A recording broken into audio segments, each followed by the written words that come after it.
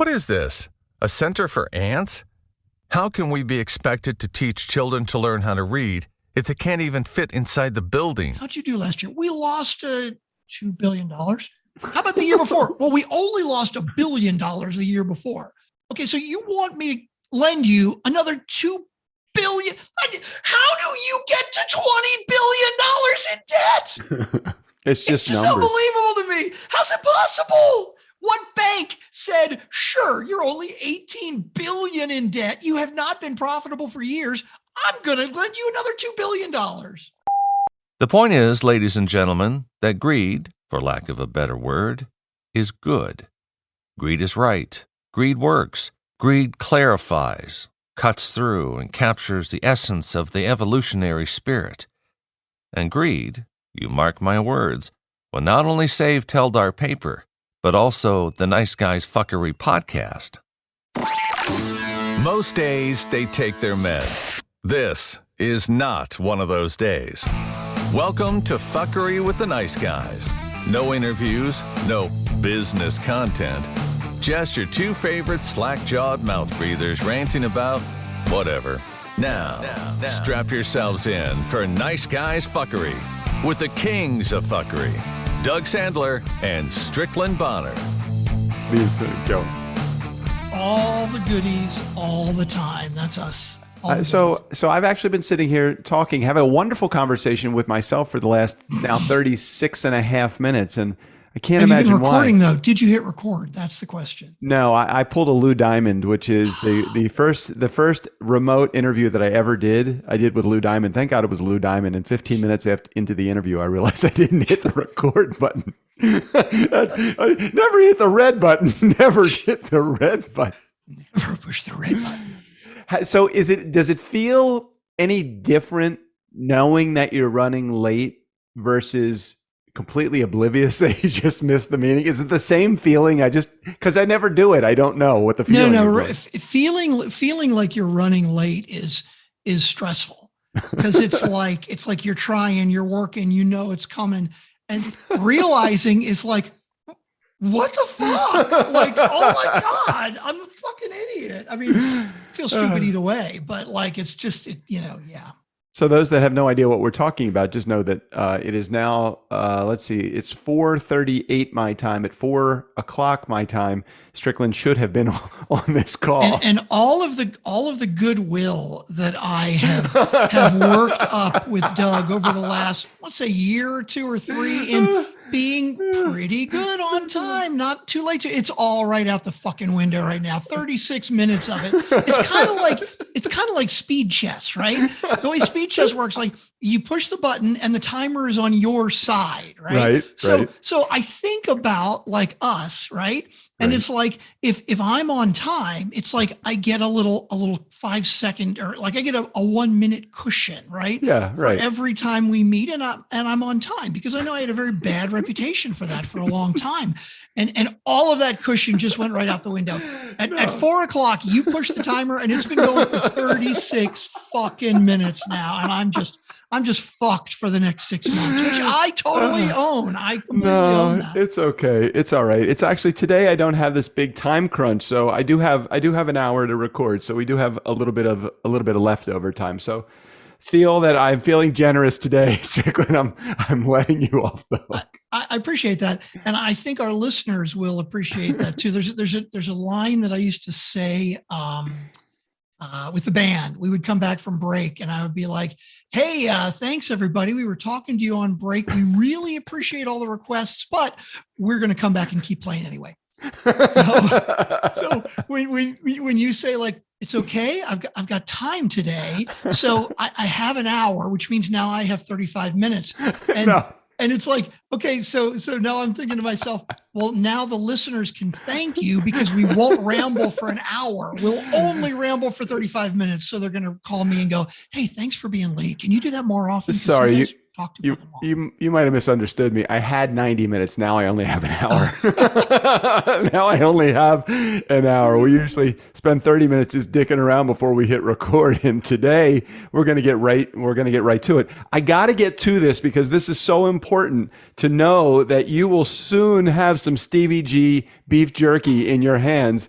And only because of my goodwill in offering the information to you. And of course, for Ryan's goodwill in actually extending the product to you. For those of you who don't know what we're talking about, you should go back and listen to. I don't No, it hasn't aired week. yet, has it? I don't think it has. Yeah. Oh no, it was the next day because it was a fuckery episode. No. I think it was. Oh, you're talking about us talking about it, not the episode that I actually had. Let me see when this actually. Oh, airs. right. The episode where you actually November had him on. November 14th, the Stevie G beef jerky barbecue.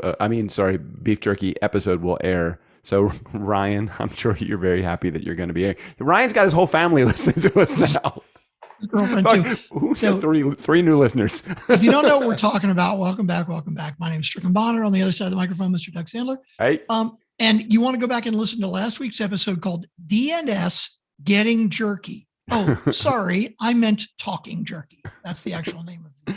So I'm very excited for you to get the jerky. I'm very excited to have a few new listeners in our audience, and I'm very happy that Ryan's dad now knows how to listen to a podcast because I think we've actually popped his podcast cherry.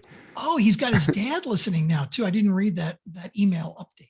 I do believe. I do believe. I'm fairly certain that the actual originator of the recipe for Stevie G's beef jerky is now listening to our show. So he will also know how much we enjoy the product. Today, I had, just so you know, I had the entire bag of honey barbecue, and I can't go back to Ryan and ask for more.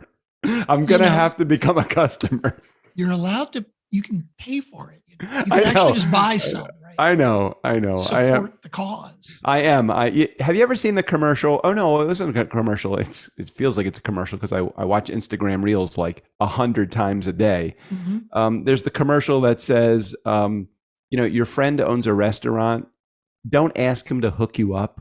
Pay full retail because guess what? He's your fucking friend, and you should pay retail for his products. That's a commercial. Well, it's not a commercial. With the philosophy. I agree with the It's like, your friend opens up a restaurant or opens up a business and all you're looking for is the hookup. And all he's thinking of is where is his next fucking dollar coming from? Because all of his money went into starting the business and you're looking for a fucking deal. So stop. No doubt. No doubt. Anyway, so yes, my next purchase of Stevie G will be on me. It's not going to be on Ryan. Ryan, I know you want to send me more shit. I don't want any more of your stuff. I'm going to pay for it next. If you want to buy advertising, you can do that. But then maybe if I really enjoy it and I start buying it, maybe then it's a company expense. Totally. Subscription every a TurnKey. I was actually, I think I talked to Ryan about that on the Nice Guys on Business. I'm like, you got to have a subscription model. You got to have some value add, some bonuses. Hold on. I'm going to go to do you remember the, what the fucking website? Stevie G. It was actually in the show notes. I know. Hold on. That it was but you know what? I actually have that. I have the episode. I got it. StevieGJerky.com. Okay, so if you STEVIE. Oh, wait a minute. Yes, sorry, I have to hit the pop-up fucking ad that just came up on niceguysonbusiness.com so I can see the website again. STEVIE, the letter G as in George, jerky.com.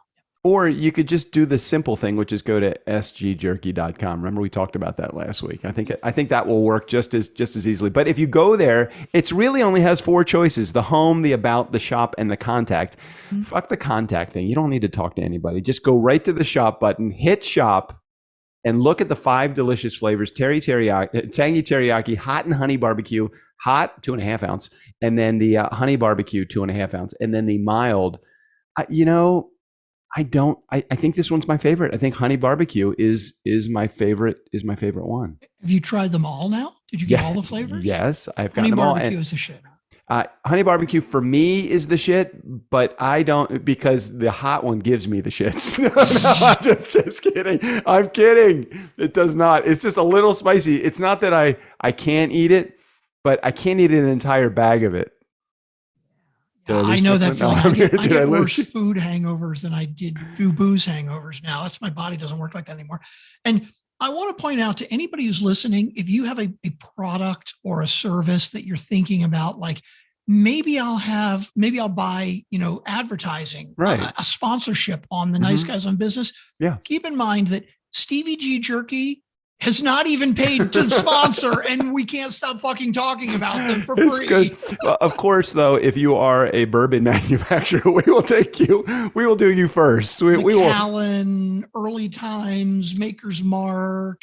We really appreciate Stevie G Beef Jerky, but we would fuck them over if we got a bourbon sponsor. Well, wait, we wouldn't fuck them over. We just would not keep talking about them quite so much. It's good stuff. It's much better than mantra munchies. Holy shit. Go back to episode 200 and you will hear. That was episode 200, wasn't it? Yes, it was actually episode 200. I know. Didn't they what, 1300 now? That's a long fucking way back. I don't even know if you can go that far back. All right. So I'm looking forward to next week where you'll have the jerky in front of you. We'll do a taste test together right here. And I think I don't have any more honey barbecue left over. So just so you know, we'll be able to do it with any flavor other than the honey barbecue. Okay. All right. I have a couple of things I want to talk to you about because I think that we are really undervaluing the service that we provide. Really? Okay, I'm listening. Okay, and let me tell you, and maybe it's not that we undervalue the service that we provide. Maybe more specifically, while I give you a bunch of shit for being late for meetings and stuff, maybe I underappreciate the service as our back end guy that you and the team provide. And can I explain what I'm talking about here? Please do. Okay, so I'm on Instagram, as you probably know, at Mustang Podcast, by the way, if you want to check out a really good page. I'm now up to 64,000 followers on that channel. Your Instagram handle is at Mustang Podcast? Is that at right? Mustang Podcast. So go there, follow me, and check out the cool stuff. Anyway. Okay, no, keep talking. I'm looking for something. I'm listening. Just keep No. No, I'm looking for something relevant. I'm listening. It's all right. Here. I will wait. Going anywhere. I will wait for you. But I'm not going anywhere. I'm looking right behind me. You are very distracted. So you're already I need you to not be distracted as I tell you this, because this is a story that you're going to need to follow, because it's going to be one of those rambling stories that you need to bring me back to home base every once in a while. What Strickland is doing, he's rooting through a whole bunch of. Is that your old computer on your that's your old computer, isn't it? Oops, wait a minute. Hang on, I pulled my earplug. Oh boy. He's got all sorts of technical stuff. He's got wires hanging on everywhere. Okay. They're not exactly working real well, but he's doing good. So that's your old computer. How's the new one working? Oh, it's great. It's great. I'm still having weird internet issues, but I found a great program. You know how when you have an internet issue, you're like, oh, was that my computer? Or was it Wi-Fi? Right. Or was it the provider? Yeah, right? I got We've been having weird fucking shit. So when I go to fast.com, okay, yeah, most of the time, 1.1 gigabytes per second, like fucking fast. Flying, right? Right. But then it'll just stop and cut out for like a minute or two or three. But here's what's weird. So I'm hardwired on this computer, right? Right. The other day I'm on Zoom and the computer kicks out, right? And so I can't refresh anything, but I'm still on Zoom. I'm like, what the fuck is that? How do I not have internet, but I'm still on Zoom? Oh, it's in the buffer zone. You're in the buffer zone when that's happening. Right. Well, that's funny because that's what I was thinking, because it was a good for 3 or 4 minutes. Oh, that's the person much I was longer on Zoom than with, I was basically saying, apparently this conversation has already happened and we didn't even know it. It was very weird. We were like, yeah. But then there's another time where my computer, the Wi-Fi is working, and my daughter's like, mine is out and hers is wired, and I'm like, how can I? Anyway, I downloaded this program that is running in the background right now all the time. Called? And it's checking Star Trinity. It's a free one. I can send you the link if you're interested. Well, tell everybody that's in our community in case they're having the same problem. I always have problems with connectivity, and I thought it was related to the extenders that I'm using in my house. And I got to get this, instead of the extenders, I want like this one big, what's it called, a mesh network. I don't know how the fuck any of these things work, but they're all tied together like Nest. Google makes a Nest mesh network that will. Your house is small. I know, I know, but there's a lot of thickness going on in our house. There is a lot of thick. So it's a small house, but it's a long house. So okay, that's true. Yeah. There's a lot of walls that you have to go through. Like if I'm sitting on my back porch to try to connect with the internet, Wi-Fi is challenging because the internet extender that it's connected to is in one of the bedrooms, and it's got like 4 turns and some walls and stuff. Yeah. And does it take the turn? Does it go through the ceiling? I don't know if our solar panels are throwing it off. You're right. Like straight line is the best way to go. Yeah. So yeah.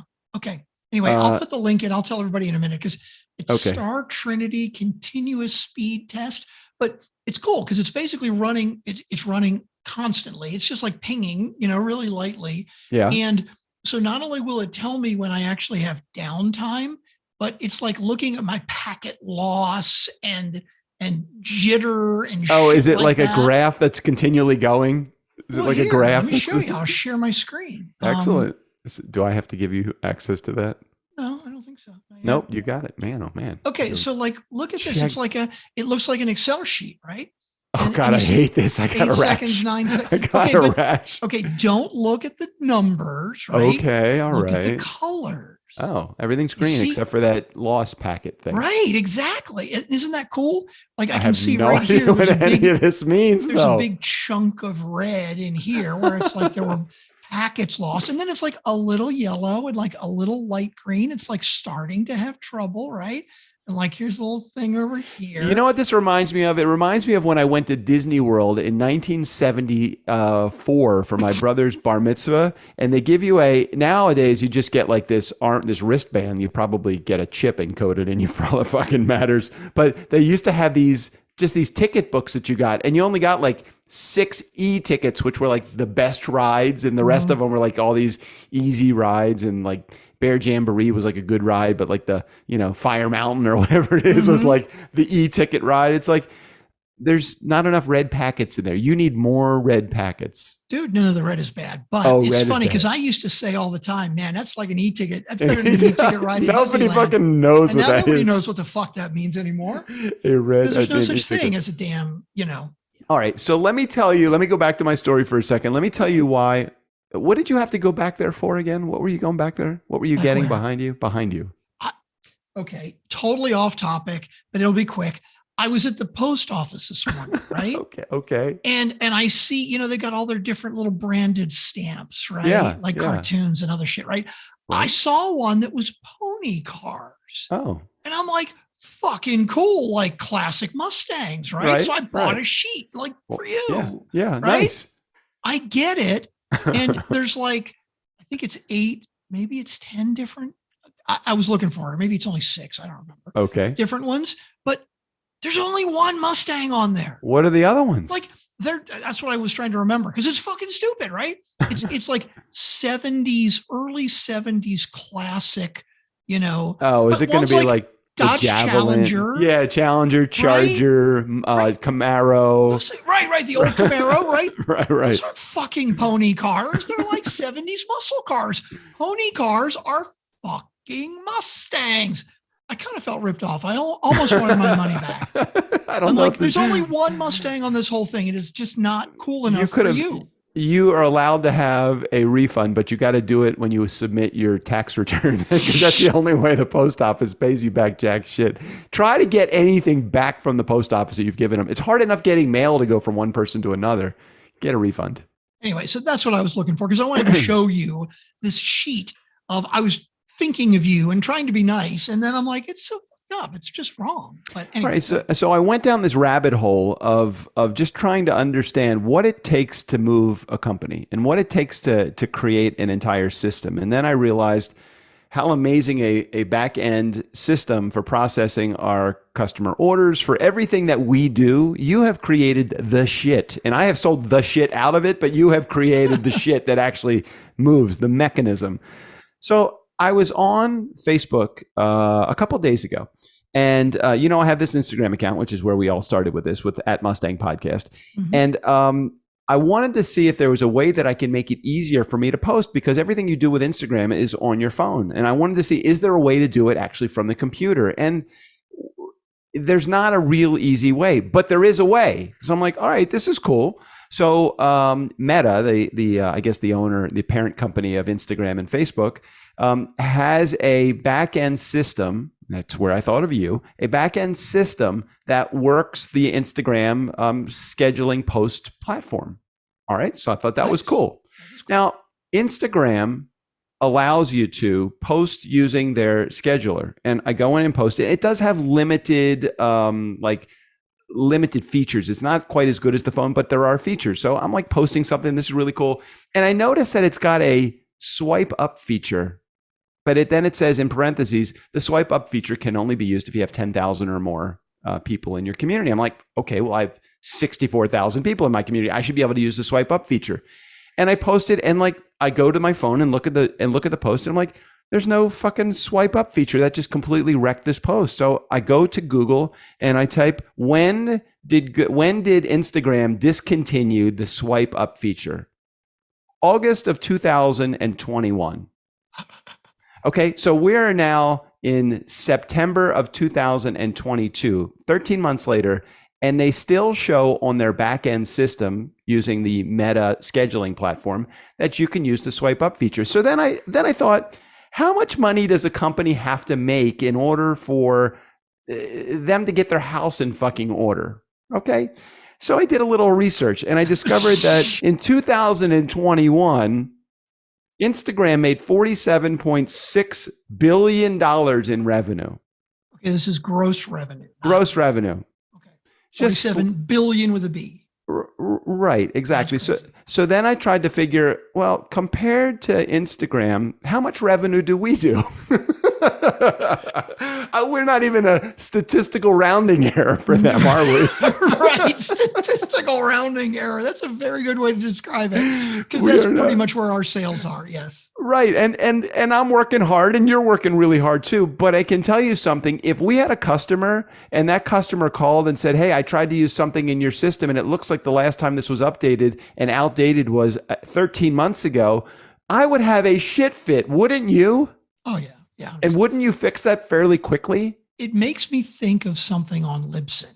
When we first signed on to Libsyn, which is when we first started the Nice Guys on Business, so that would be, 6 years ago? 7 years ago? February was 7 years. It's going to be 8 years in February of this coming year. Right. So when you go to post an episode, there's a thing, there's a little box that says keywords, right? Right. And there was a little disclaimer underneath it that said, recently, iTunes has discontinued keywords. So it's basically a polite way of saying, by the way, it says has discontinued keywords. So anything you put in here basically is going to get ignored by iTunes. And so since 95% of your downloads are going to come from iTunes, you should just fucking ignore it and not fill this in, right? Correct. I think it's still there. For them to say recently, just take the word out, 7 recently. years ago, iTunes has discontinued this. Like, what the fuck, guys? Come on. So that got me going down another path. I'm thinking, hey, shit, although we didn't make $47.6 billion, we made money last year and we profited last year. So it made me think, of all the companies that are actually still in business that last year didn't make any money. Okay. So then I got a list. Okay. I have Snowflake, which I have no idea what fucking Snowflake is. They lost.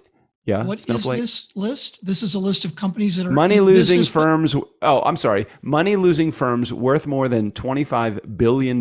So these are companies that are worth more than $25 billion that have lost. Well, we all know that what AMC is, right? AMC is the movie company. We've heard of them. Yeah, correct? yeah, and that makes sense. Okay. 2022, they lost $414 million. $414 million. I mean, there's a pharmaceutical company lost $368 million. And now I know it's a small percentage based upon the revenue because they made $25 billion in revenue over the years. But how does a company stay in existence and lose 50, 100, 300, $500 million? How do they stay in business? I'm looking something up right now because it totally makes me think of something here. Hang on. Bill.com, net loss trailing 12 months in the last 12 months. Bill.com lost $98.7 million. Oh my God. Million dollars. I don't understand how a company can lose that much money and stay in business. So I remember a couple of years ago, and we talked about this on the show, you know, the iHeartRadio company. Yeah. I mean, they're fucking huge, right? Yep. They, at whatever year it was that we were talking about this, I think this was 2 or 3, 4 years ago, they were 20 billion with a B, $1 billion in debt. In debt. Well, how can you be $20 billion in debt? I mean, debt to me is a little different than loss. Debt is like, I can't go out of business because I owe Strickland this money.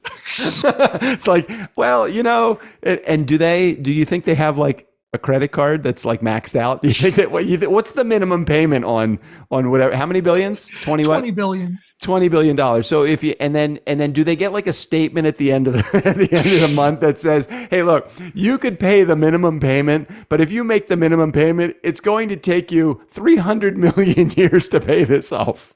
You can make the minimum payment of $57 million. Hey, can you also imagine like the bonuses that they get from transferring like do you think they can go to like a 0% financing card for like the next 60 days, 90 days? I wonder how many airline miles they have. It must be massive. Just massive. God, damn, their rewards points must be so amazing. Oh my God. I would like the reason I think it's amazing is not the sheer volume. It's more, how did they get there, right? So let's say that I am iHeartRadio, right? You think okay, so actually, you know what? I'm gonna back up even more. Hold on. You think somebody would see that? It's sneaking up on them. You know, it's like, well, that's it, right? Because like you think about, okay, like Circuit City, right? How did Circuit City go out of business? And like Best Buy survived. Okay, so my understanding, and I could be wrong about this. Anybody that knows business, please call in and tell me I'm fucking wrong. Because basically, let's say you're a company like Circuit City, right? And you're really successful and you've got 50 stores, 100 stores, 200 stores, right? So at that point, and you've got a lot of inventory that you paid for, right? Yep. So let's say that you're breaking even. Maybe you've got $10 million in debt that you owe, right? Yep. Well, if I am a lender, right, and I look on your books and I see $10 million worth of debt, but I see that you're Circuit City, so you're doing 100 million in sales a year. Yep. If you come to me and say, hey, you Circuit City, hey, I need another line of credit for another $2 or $3 million, I'm going to be like, okay, cool. You guys have a great history and all that. Yeah, the inventory and all that stuff. Exactly. And so my understanding of how they went under and how a lot of these companies go under owing so much money is it's like, okay, they've got a $10 million line of credit. Okay, they hit that top end. And then they're like, we're doing okay, you know, and this year we did this, and all we got to do is have a good year and we can come back. So we need another 5 million in credit and another 5 million. And then at some point they realize when they're at the top of their credit limit at 20 or 25 million, it's like, I don't think it is coming back and we're done. Okay, so running from that premise, right? Right. I am a bank. Okay. I'm going to play the bank. Now, iHeartRadio comes to me and says, hey guys, can we get a loan? How much do you need?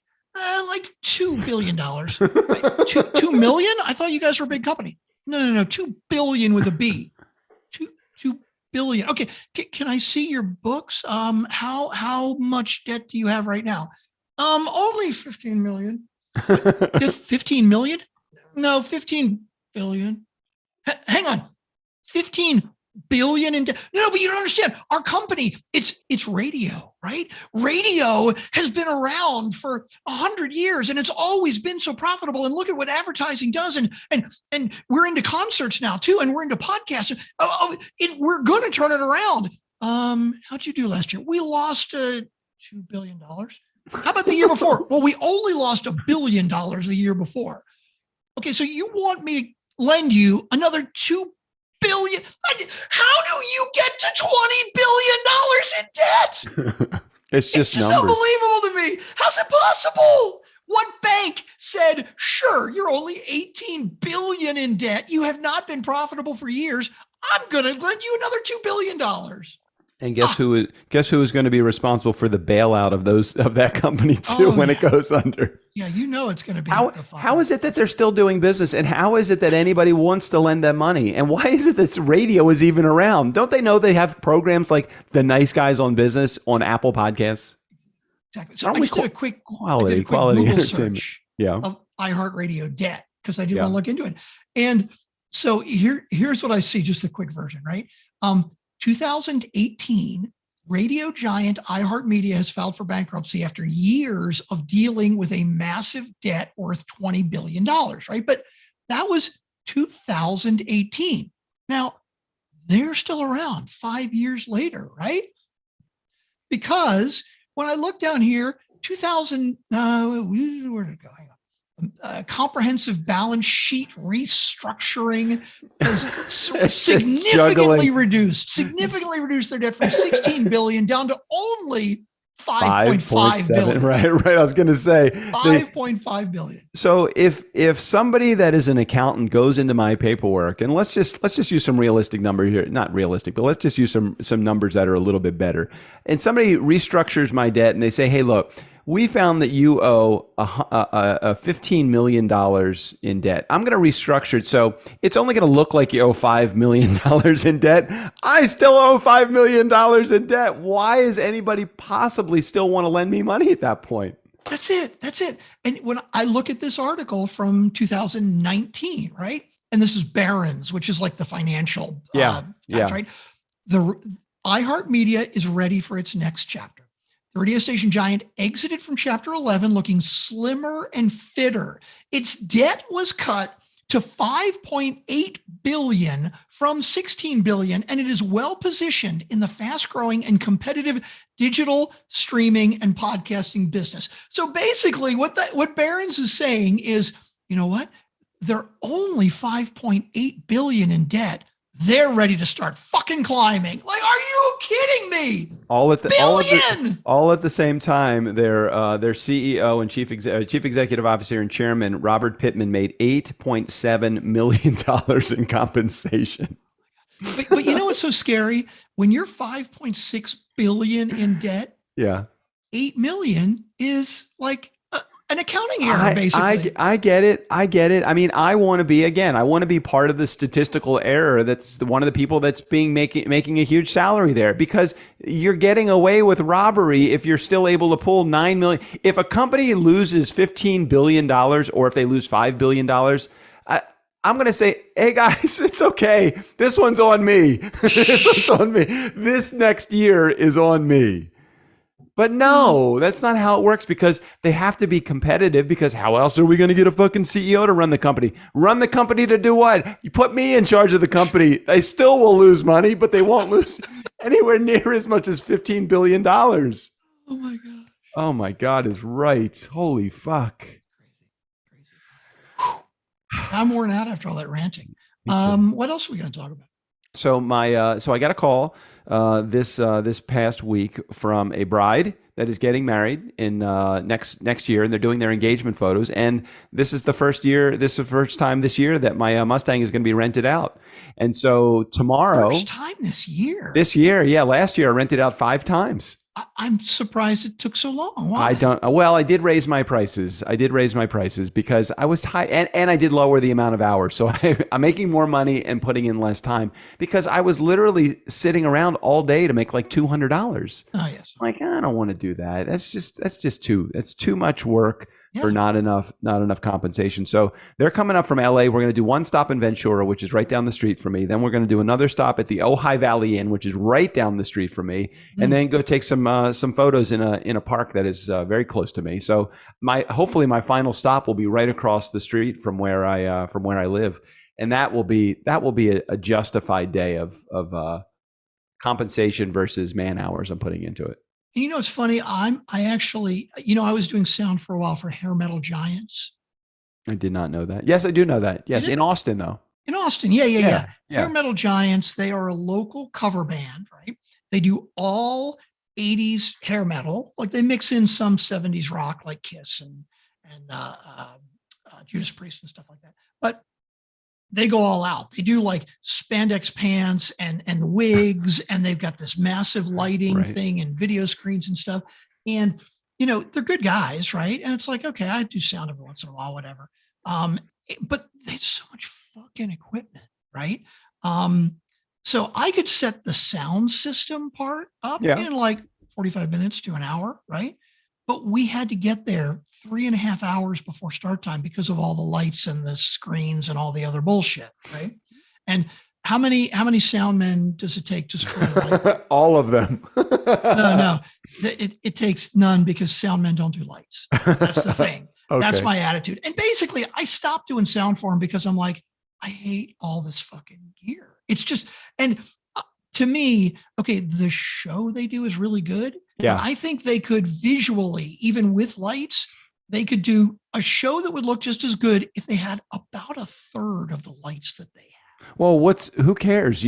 If you're not responsible for the lights, but I am. That's the thing. I'm part of the road crew. Even though I set the gear up, the sound gear in an hour, I'm still helping with the lights and everything else. No. Here's what your job is. Your job is to show up when the show is about to start and do the lights. That's what I mean. Do the sound. That should be. If that was the case, and then leave as soon as it's done, I'd be totally down. Anyway, I picked up.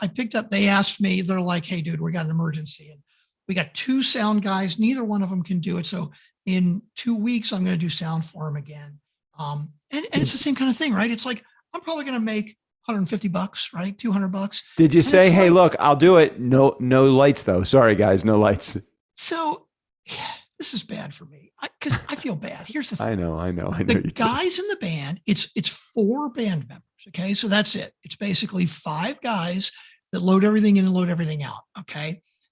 The youngest guy in the band is maybe 5 years younger than me. I mean, these guys are like my age and older.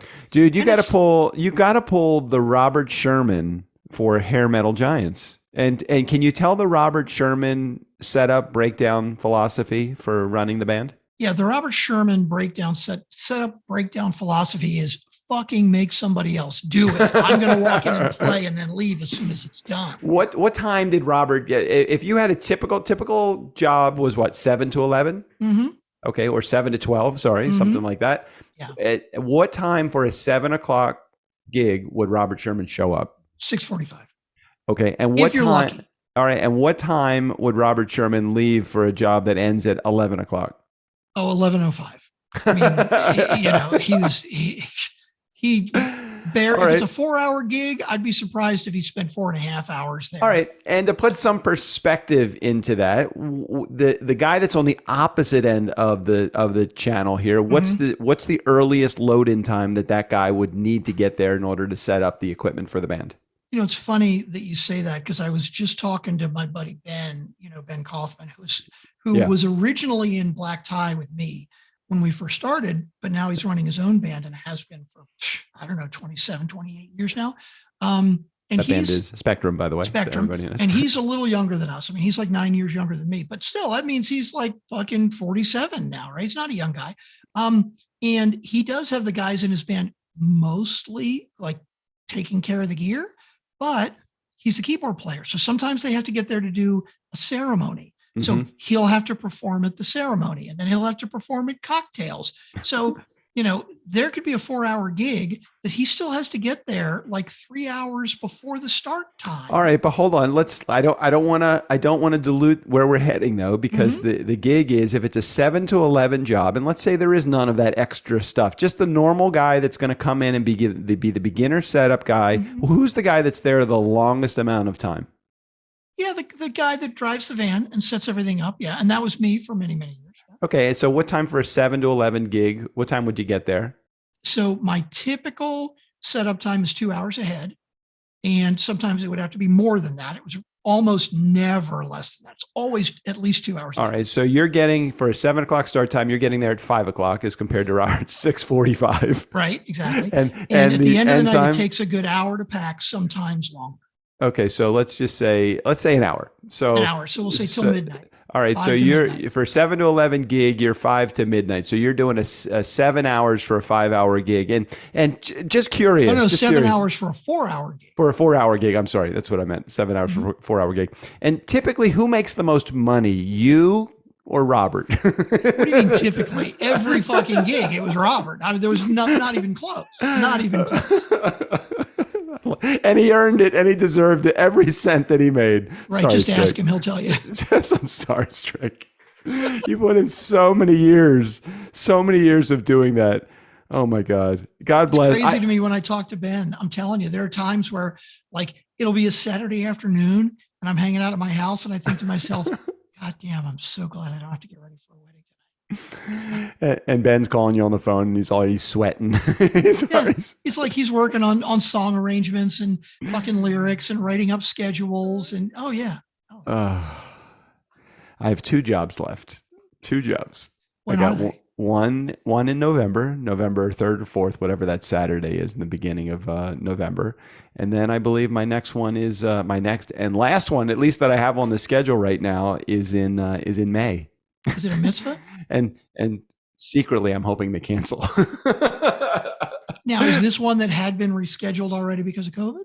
I don't know. I haven't been paying much attention enough to know that. In my old DJ Doug status, I would absolutely know. Oh yeah, they rescheduled this 2.5 times, and I've talked to them 7 times, and I've got all the, like, I haven't even spoken to this client that I have coming up next month, and the party is in literally 35 days, and I would have probably had 5 conversations with the client. Not that, and I've even reached out and said, "Hey, whenever you're ready to talk, I'm here for you." But I did my job. I reached out. If they don't want to reach back, I mean, they did say, "Well, we'll get to you whenever we can." But look, that's the reality of where I still don't mind doing the job, and it's good money, but and these are both of these mitzvahs? Both of them, yeah. God, I want to go to one of your gigs. Like, you better to be there at the very last gig that you ever do. I mean, dude, okay, I did probably 1,500. I've done probably 1,500 gigs in my lifetime, right?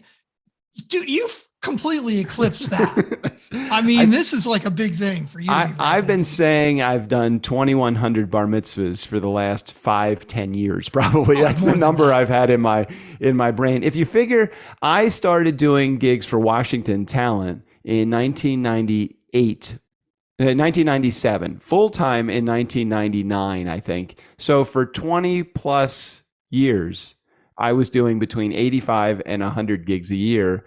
The majority of them were bar and bat mitzvahs.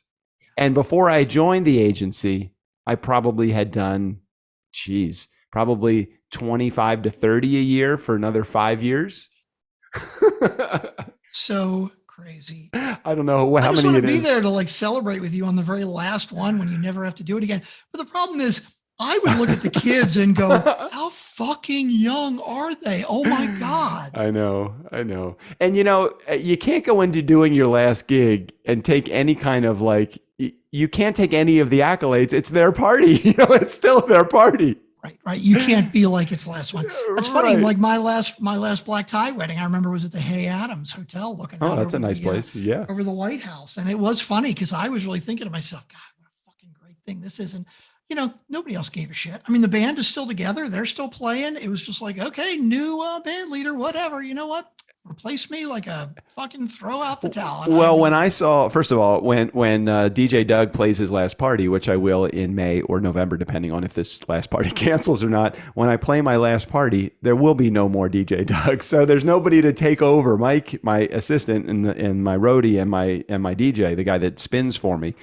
He doesn't want to do it, nor would I want him to do it. He doesn't want to do it. He's a real estate agent. He's just, helping me out. Where was I going from there? I can't remember where I was going to go. Anyway, it's going to be fun to finish up. It really is going to be good. I don't feel any pressure for the last two jobs, with the exception of I got to fly back from California to Maryland to do the gigs, but such is. Stay with your mom. It's all good. I know. I'm excited. Hey, one other thing before we wrap up here. So Monday, I'm heading to, over the weekend, I'm heading to Palm Springs from Ojai, California, where we live, down to Palm Springs to go to a wedding with JJ. One of her good friends is getting married. And I don't know if they have a band or a DJ. They probably have a DJ. Anyway, I'm ready to party on somebody else's party. This will be totally fun. On the way back, I'm going to Roland Hills, California, to look at a 1967 Ford F-250 truck. Pickup truck. I was getting excited like you were going to get another Mustang, but that's right. I forgot you want to get an old fucking pickup. I do. You should Google image 1967 white Ford pickup. I'm happy for you, but F-250. Not excited. Okay. 1967 Ford F-150. 250. F-250 pickup. Pickup. And it's white. And it kind of looks like a little bit, if you look at just the front end of it, it looks like the old Good Humor trucks. I gotta admit, I think about pickup trucks, right? And if I look at ones from let's say the mid to late 70s through today, right? They don't look that fucking different. I mean, the ones from the last 10 years are a little modern. Yeah. This, it's a throwback. It really is. That grill and the whole slanted down front and it has that total, it's like a 60s truck, but almost with a 50s look, right? Because pickup trucks are always behind everything else. And it's kind of cool. Again, not my thing, but I think it's still pretty cool. So I don't know that I'm going to buy it, but I was the guy that's selling it. He reached out to me through a third party, through another contact, and he said, "Hey, I have this truck. I know you got this Mustang podcast, and I know you really have been because I talk about wanting to buy a Ford pickup on the show all the time." Yeah. And so he reached out to me saying, "Hey, I know you want a Ford pickup. I got a buddy that's got one for sale. You want to connect with him?" So I called him and I discovered that he's in California, because that was one of my conditions. I do not want to import a car to California from another state. It's just too much of a fucking hassle with smog emissions and all that other stuff and registration and all of that. And California has some fucked up rules when it comes to importing cars. It's like you can't have a car that doesn't have a catalytic converter that's got less than X amount of miles. It's like, I don't want all these fucking conditions placed on the sale or the purchase of this car. I said, California car only. It's got to be titled and registered here. And this one is. So I talked to him about a week ago, and he sent me some pictures, and I don't know anything about pickup trucks at all. I don't know anything about cars, really. I mean, I like my Mustang, but I don't really know how to work on the engine. So I need one that's ready to roll. I can't have any major work that needs to be done. Of course, a 67 is going to have some shit that needs to get repaired and fixed and restored, but that's totally fine. But it's got to be running. It's got to get from there to here without it breaking down. Mm-hmm. So, and it's gotta not have much rust on it either, because rust is really, really bad. So I called a buddy of mine that knows all about these Ford trucks, who I met through my Mustang podcast. And I said, "Hey, Jonathan, tell me if I send you some pictures, can you tell me if I should be even interested in this truck?" I sent him the pictures, and he spots something 2 seconds. He says, "Hey, you need to check this spot in this picture right here. It looks like it's got some more than surface rust. It looks like it's got some rot. Rot is no good, no bueno." So I'm like, "All right, I will check it out." So I sent the guy a text, got all this information. I said, "Hey, look, here's where my concern is." And I said, it's 2.5 hours. I don't want to drive 2.5 hours to go to see the car, to find it's got rust and turn around. You got to tell me, is there anything that's more than surface rust? Mm-hmm. He hesitated for like a split second. Uh, Just enough of a split second for me to think, I'm not going to do it. So I waited about an hour. I put some thinking on it. And I said, I'm not going to do it. Sent him a text message. And I realized today or a couple of days ago that I'm actually driving right like within 10 minutes of where the guy has the truck. And I'm like, I'm going to go see it. all right. So I'm going to go and see it. And if it's worthy of, if the rust isn't bad, if it is just surface rust, like you said, I think I might get it. Now, okay, so let's say and I don't know shit about cars. Like I know way less than you. Let's say it's surface rust on a side bumper panel, something, right? You can't go to a junkyard and replace the whole panel or something? Yes, if it's somewhere in an area like that, but there are problem areas. Like there's an area on my Mustang. It's called the cowl. The cowl is that area where if you look at the old school cars, they have those vents like really close to the windshield, between the windshield and the hood. Do you remember those little vents that they have? Some new cars have them on too. the hood, right? On the hood, right? Yeah. So, real close to the windshield. Well, in the old Mustangs, the cowl, let's call it the thing, by the fender, where when water goes in the cowl, it's got to come out somewhere, or it's just going to sit in there and it'll rust out the car. Well, they used to have these little weep holes, like these little holes that the water would come out, and shit would get down there and block up the weep holes. So when water got in there, it would just sit and literally just rust out the car.